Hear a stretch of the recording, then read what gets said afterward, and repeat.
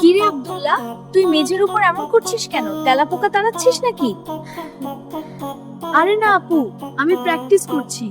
হুজুর বলেছেন সামনে মেহমান আসছে, তাই এখন থেকেই প্রস্তুতি নিতে হবে।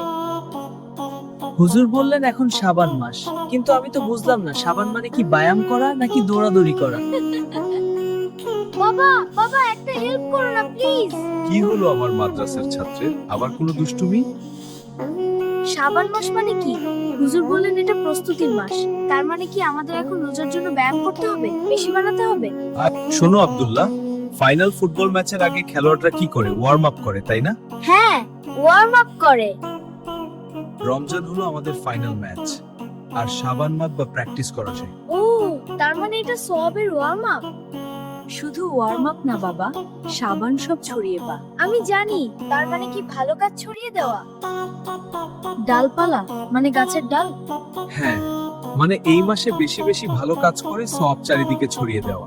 আমাদের প্রিয় নবীজি এই মাসে রমজানের পর সবচেয়ে বেশি নফল রোজা রাখেন। বুঝেছি, তার মানে এখন থেকে আমাদের ভালো কাজের প্র্যাকটিস শুরু করতে হবে। আমি এখন একটা লিস্ট বানাবো, এক কুরআন শুনবো, বাবার সাথে মসজিদে যাব। আর হ্যাঁ, সবে বরাতের হালুয়া রুটি খাওয়ার প্ল্যান শুধু পৌঁছে দেবে কিন্তু। ওহ ঠিক আছে, মাহফুজানাও খাও।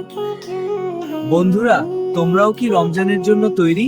চলো শাবান মাস